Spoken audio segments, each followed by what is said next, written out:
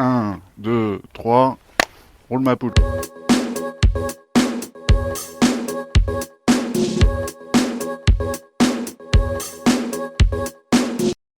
Allez, c'est dimanche matin, il fait beau, et je t'emmène faire un tour à bord de ma Deauville. C'est parti!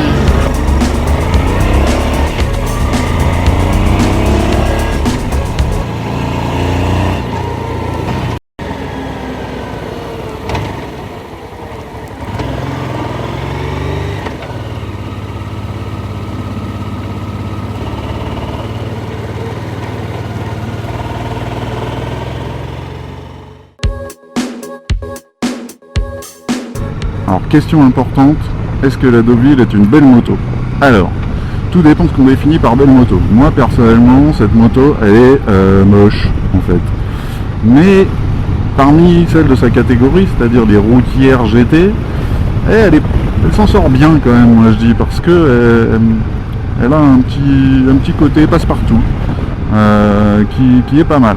Par rapport à un scooter, franchement, il n'y a pas photo, je préfère 1000 fois cette moto. Pourquoi je la compare à un scooter? Parce qu'avec les valises, le top case, etc., je peux la comparer à une R1. Hein.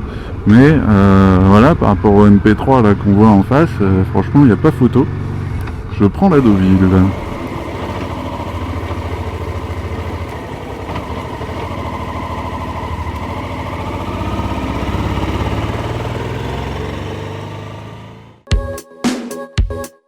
Alors, est-ce que la Deauville, elle accélère? Voyons voir.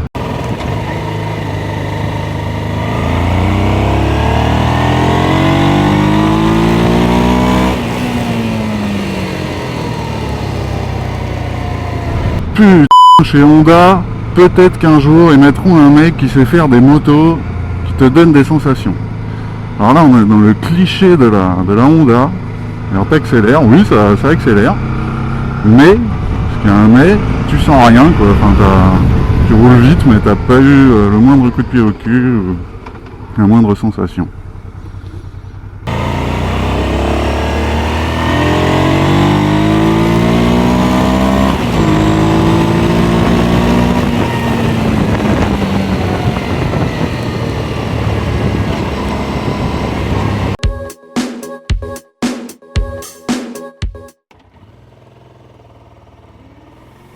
Allez, je vais profiter de ce petit passage d'autoroute pour te parler de cette moto en quelques chiffres. Alors côté moteur, tu as un V-Twin 680 cm3 qui développe 66 chevaux et 6 mètres kg, 6-7 mètres kg à peu près. C'est un moteur qui est ultra fiable, mais bon, elle n'est pas super puissant.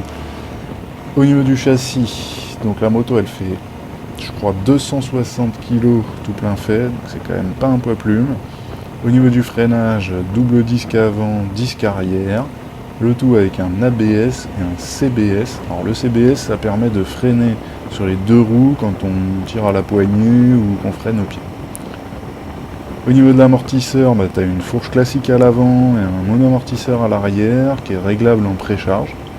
D'ailleurs la molette est très accessible et très pratique et pas besoin d'outils pour régler ta précharge. Alors les pneus, ils sont assez fins, c'est du 120 à l'avant et du 150 à l'arrière. Ça augmente un peu la maniabilité, mais surtout c'est bien moins cher quand tu as besoin de les changer. Côté autonomie, donc le réservoir fait quasi 20 litres et on fait entre 250 et 300 km à peu près selon comment on arsouille. Le réservoir, il est quand même très large. Alors c'est pas très gênant, c'est plus la selle qui pose problème au niveau de la largeur, parce que quand on s'arrête, du coup c'est pas facile de poser les deux pieds au sol, alors que pour autant elle est pas très haute, hein, elle fait autour de 805 mm je crois. Bon par contre la selle elle est archi confortable, t'as un petit bourrelet juste derrière le pilote qui est bien scalé quand t'accélères, et ça c'est vraiment chouette. En vitesse, alors elle est annoncée à 200 km/h cette moto. Faut être optimiste, coucher dessus, vent dans le dos. Hein. Et surtout, faut être téméraire. Parce que moi, j'ai déjà pris des vitesses pas loin, un peu en dessous, mais pas loin. Et là, la moto, elle tient pas la route. Quoi, hein. Donc à vitesse élevée, ça guidonne, ça louvoie, donc c'est pas super sécurisant. Et encore moins quand t'es deux dessus, alors là ça bouge dans tous les sens.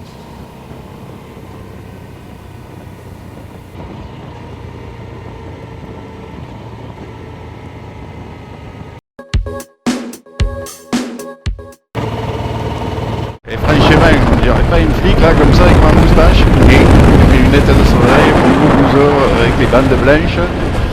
Oh putain cool, le papier du véhicule s'il vous plaît. Ça passe non?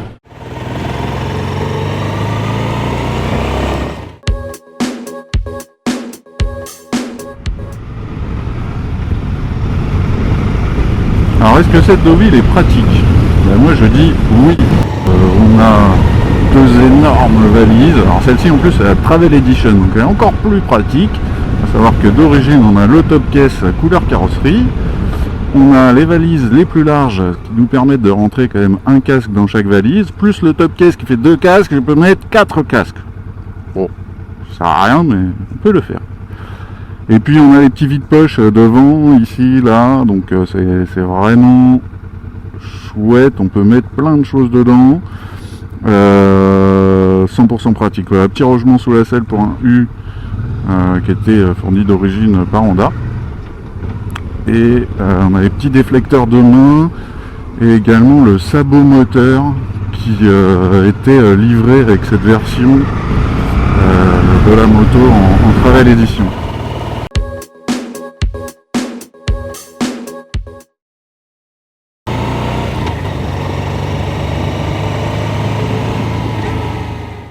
Alors le feeling, bah, pour moi le feeling, je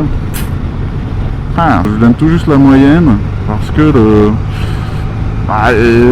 l'avant est pas génial, les suspensions sont un peu molles, donc on a quelque chose de très confortable mais qui est un peu au détriment du feeling. Et là où je m'y retrouve pas, c'est plutôt sur le freinage. Alors à la pédale c'est plutôt une bonne surprise parce que ça gère le freinage sur les deux parties, mais à la poignée c'est pas génial. Et puis feeling, bah là par exemple dans un rond-point, la mise sur l'angle, on n'est pas serein. Quand même une moto assez lourde.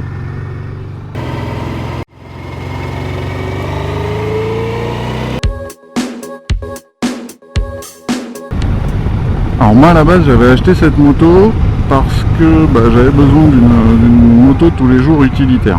Et franchement je suis pas déçu. Tout ce qu'il faut pour faire de la moto à Paris, me faufiler, bon certes pas avec une aisance absolue mais ça passe quand même. Et puis surtout je voulais pouvoir mettre casque, gants, blouson dans ma moto une fois que t'es garé quoi. C'est quand même plutôt un truc agréable de se dire je vais pas passer ma soirée avec mon casque et mon manteau. C'est pas toujours très chic pour les dîners mondains. Donc ça c'est vrai que c'est un gros plus. Capacité de chargement, on peut tout faire. Et j'avais pas trop de thunes aussi.